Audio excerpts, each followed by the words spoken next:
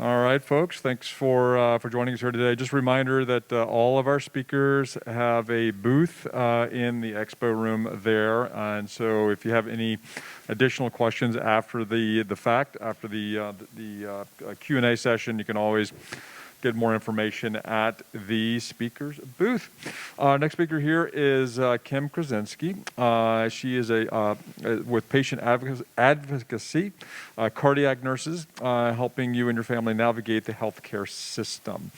As a registered nurse and now a board-certified patient advocate, Kim Krusinski has been providing goal-directed care for cardiac patients in Boulder for more than 20 years. As the founder of Heartology, patient advocacy, Kim continues to speak up for people and their families to keep them informed, safe, and empowered on their healthcare journey. And I just realized I kept my mask on through that. Hopefully you're able to hear me okay on that one. And if you would like, you may take your mask off. It might be easier for people to hear you. Okay.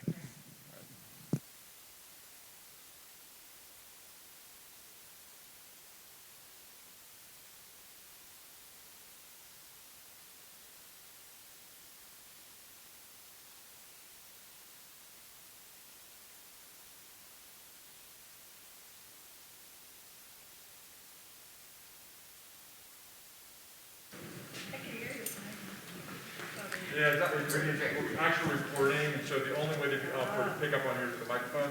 Okay. If people have questions, if you could repeat the question. Sure. So that it's picked up for the recording, that'd be great. Of course. Thank you. Okay, great.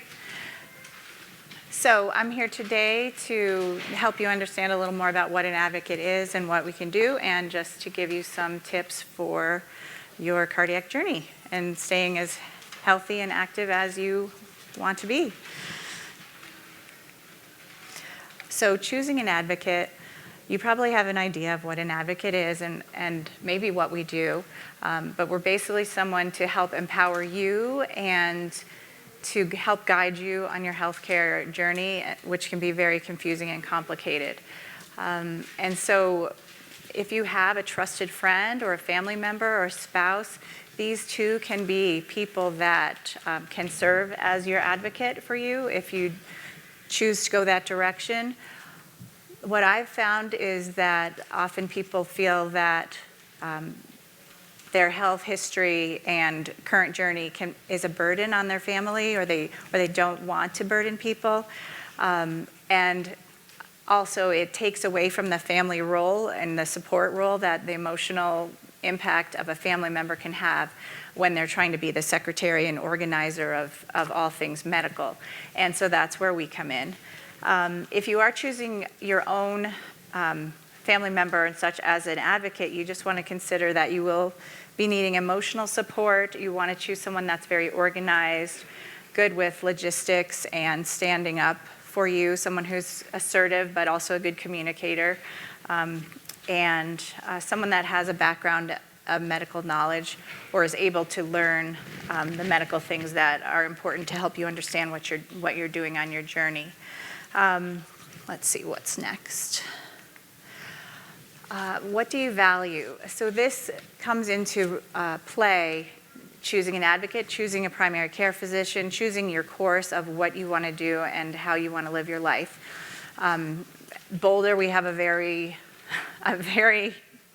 unusual and wonderful lifestyle, and so what we do here and what aging people do here is very different from in a lot of parts of the country, and thankfully we do have a lot of doctors who understand that, but they may not have been schooled in that way of thinking, and I find a lot of patients are great advocates for themselves, but it becomes very stressful in times of illness and new diagnoses and that sort of thing. And if you're on your own, that can be extremely challenging. So when you're choosing a physician, think about how much time you spend researching other things. You wouldn't buy a car without taking it out for a test drive, that kind of thing. You can do the same thing with physicians, and most physicians are open to meeting with you free of charge or for a small fee for you to get to know them and determine if they're a match with you and vice versa. So the things you'd want to do in this case are make a list of what's important to you, maybe gather recommendations from friends or other resources, and then meet with several to determine if there's a match. And you might be surprised, but you can actually find physicians that you might not think are in your network or covered by Medicare or your insurance, who are in the local area, and they may very well be covered, especially specialists, anywhere across the country. And also, you may find that it's worth it for the difference that you need to pay to have the care of a physician that's available to you whenever you need it. Some things you want to look at when you're exploring physicians. Is this someone that you feel that you can have a personal relationship with, that you trust, and you really feel that they listen to you and care about what is important to you? Do they respect you? Do they respect your family members that speak with them? Is the office organized? Are they friendly? Are they happy? Is this a good, positive place that you want to be a part of? And then also, are you looking for someone who is happy to do everything for you in the office? Are they skilled in choosing specialists that are based on actual specialty, as opposed to, well, I know this person and I play golf with them, or, that's kind of trite, but you want to make sure that they really are up on top of the game and which specialists are really going to be a good fit for you. So it's worth the time and the investment that you could do. Directing your own care.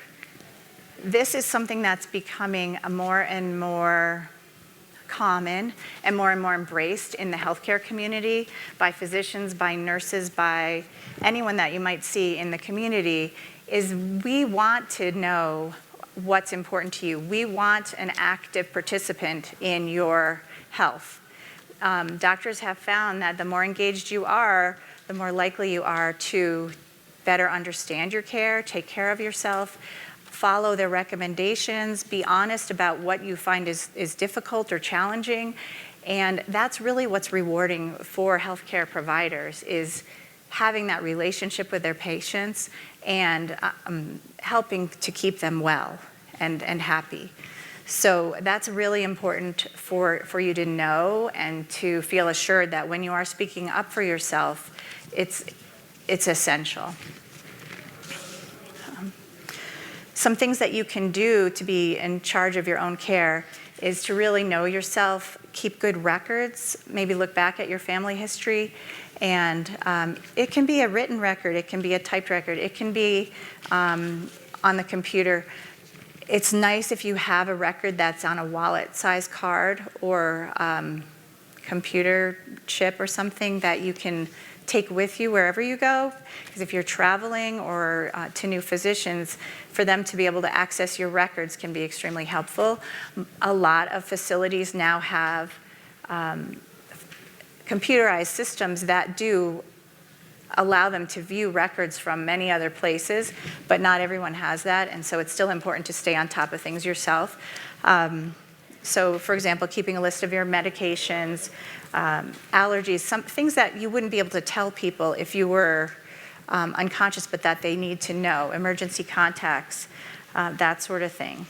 And really just take responsibility for your own health. And be engaged and listen to your intuition. If you have a gut feeling that something's going on, if something's wrong, and people are not listening to you, keep searching it out. That's what advocates help you with, is to pursue finding the answer and that you need to best take care of yourself. Because oftentimes if you can't find the answer, people start to doubt themselves, they wonder if they're imagining it, they attribute it to stress or what have you, but oftentimes there's a physical condition that is just harder to find. It's a little more mysterious. And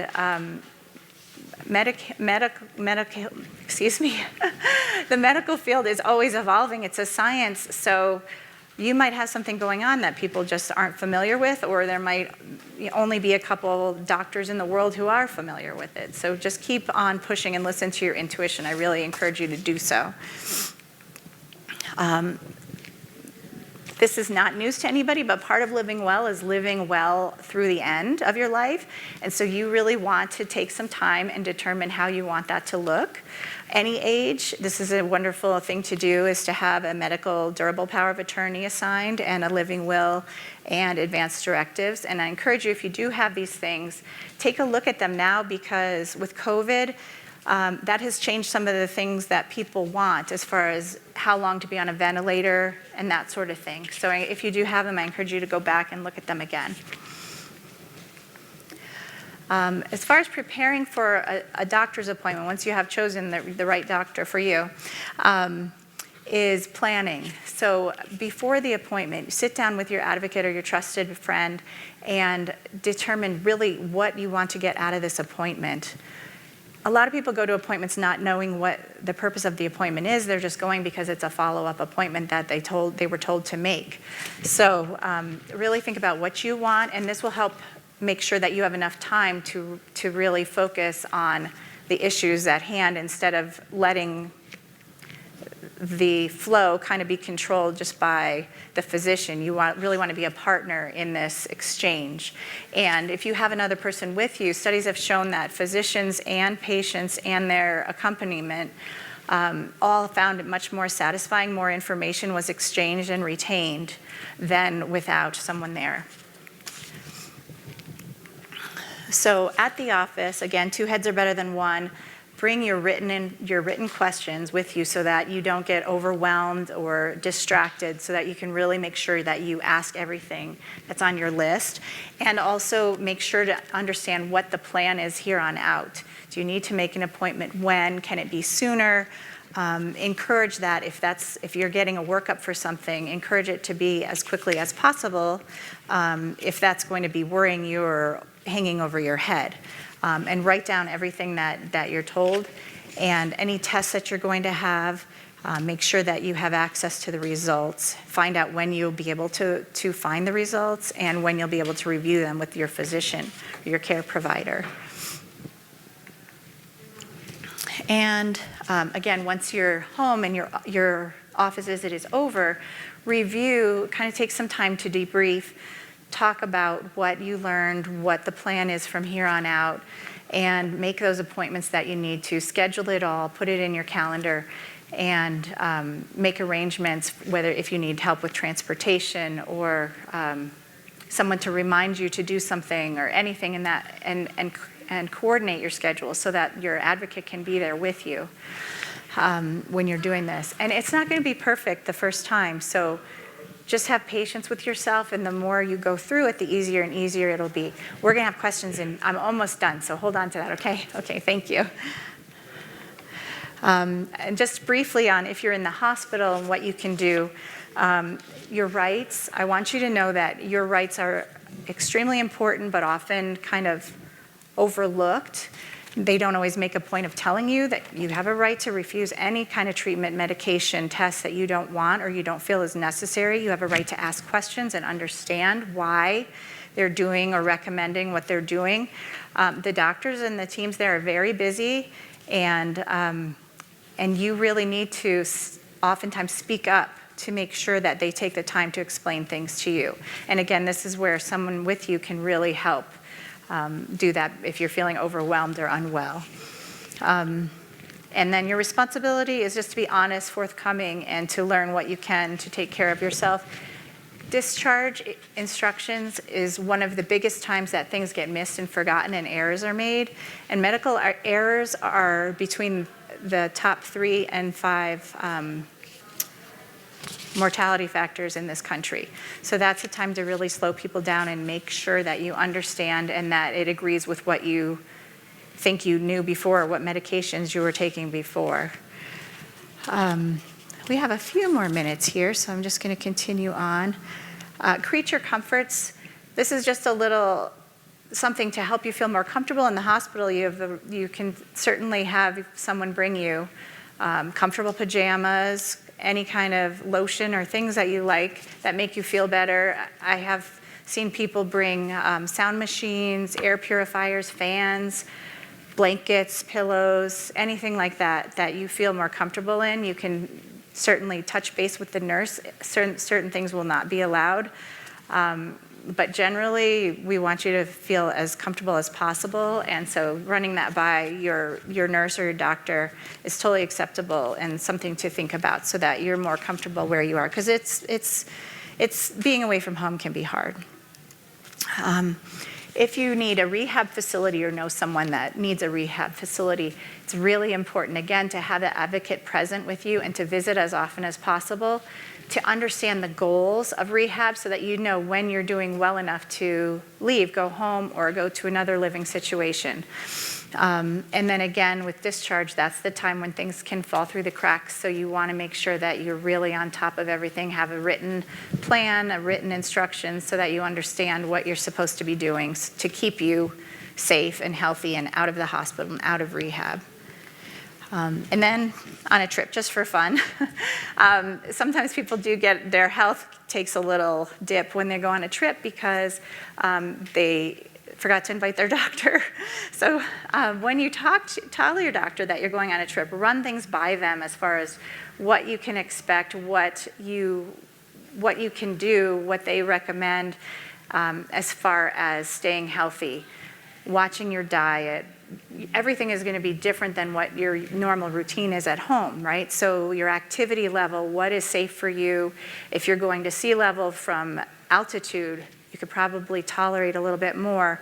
What to watch out for, make sure you have your prescriptions, you carry them with you, your prescription bottles of medication versus putting them in the suitcase and having the potential for them to be lost. And it's just helpful to have, again, the copy of your medical record with you or available, and an emergency contact in case you need help. Your doctor is available to you if you've chosen properly. If you're on a trip, you can get a hold of them and touch base with them on anything that's going on, any kind of symptoms, because a lot of times, especially cardiac-wise, a week makes a big difference in controlling, reversing symptoms. It's the difference between being home or being in the hospital oftentimes. So that's important to remember and to just reach out to them and check in with them if you feel like something's not right. So that's everything I have to say about that, but I'm open for questions. Yes, ma'am. I had a lot of experience because of him. And Not to put you on the spot. I had found when we first started out with this, I was very timid. And then I found out if we don't become our own advocates and speak up and ask questions. But something I'm finding now is that, go to your health thing on the phone. I'm sorry? Your app on the phone. Yes. To find out test results. Which is fine. But I'm not a doctor, and I can't interpret because they put exactly what the doctor sees, not what I need to see. And I find my as cardiologist, when I look at these things, I go, oh my God, because I don't know what they're talking about. And he went, like, yeah, I understand. He said, don't even look at it. Right. And I just find this with so many tests. You can get the test results, in a day or that evening.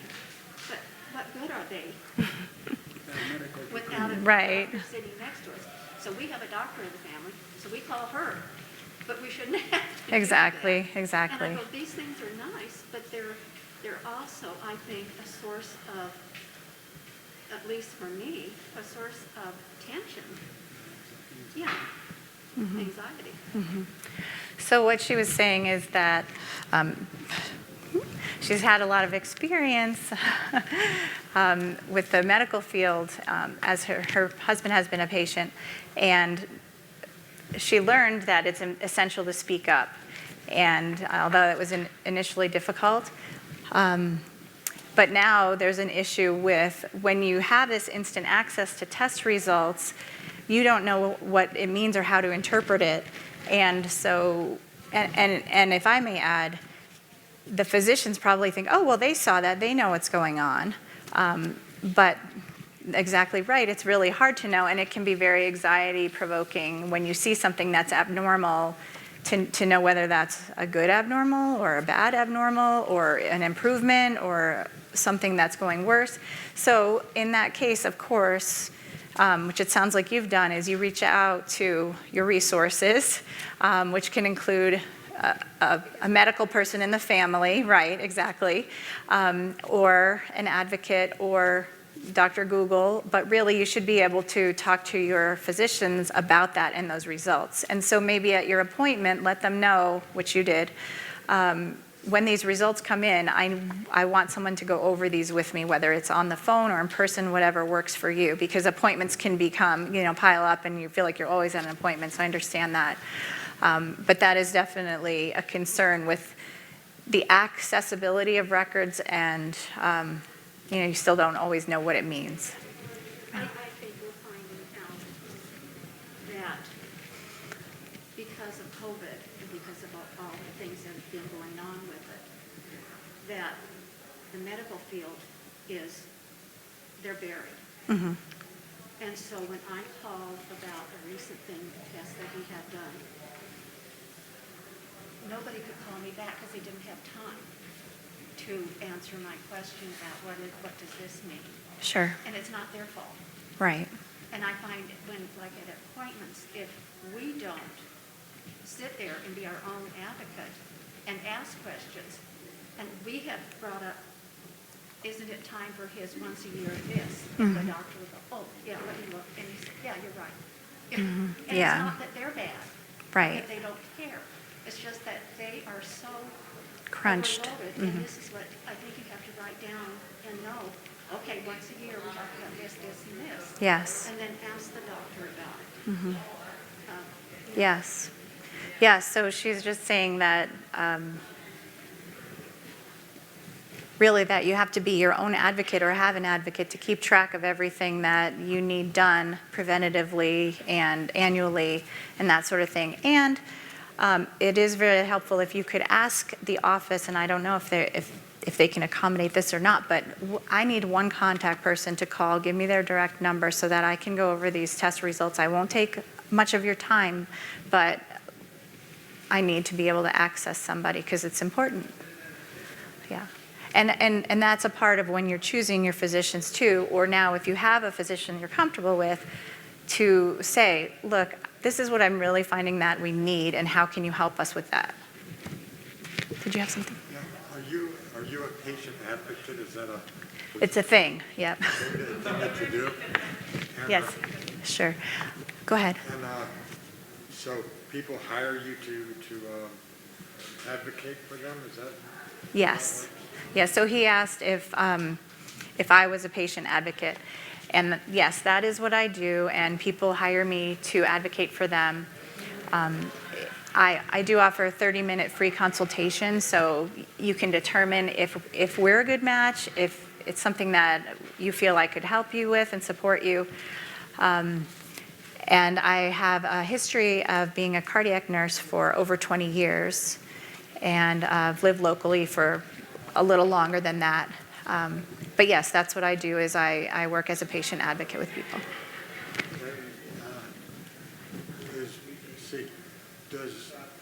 Is there extra training to be a patient advocate? That's a great question. As of right now, anyone can call themselves a patient advocate, actually. A lot of people do have a lot of experience and credentials. They just created a certification program in 2018. So now you can find a board-certified patient advocate, which is what I am. But a lot of people that have been doing it for years and years, it's up to them to determine whether it's worthwhile or they want to become board-certified or not. I see. Mm-hmm. Great question. I hope the answer told what the question was for that, which was, is there a certification for being a patient advocate? Okay. Any other questions? Yes? What is the training involved in becoming board certified? What do you have to? So she asked, what's the training involved in becoming a board certified patient advocate? It's coursework, and then you have to sit for the exam. And so you can do that independently. I did it during COVID, so independently. and the exam is quite stringent. And then as a board certified patient advocate, to keep up your certification, there are continuing education credits required.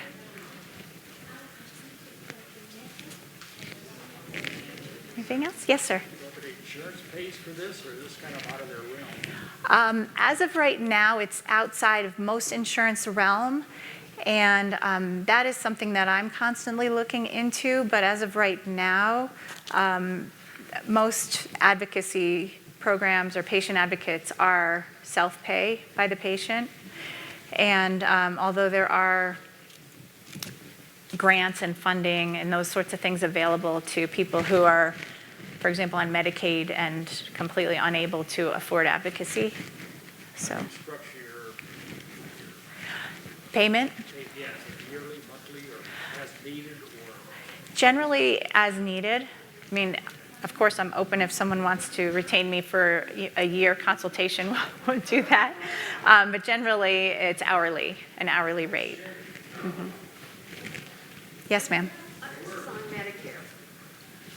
Prices are sort of set by Medicare, no matter where you go. Because sometimes I think, do I want to go and pay for that new building or whatever? Is the price going to be higher for that doctor? Or is Medicare just sets it no matter where you go? Sets the, what you got to pay. Oh. Out of pocket. So she's asking what you have to pay out of pocket. Does that vary with Medicare? To my knowledge, Medicare pays a set amount. And based on diagnoses and treatments and that sort of thing. And aside from that, yes, no matter where you go.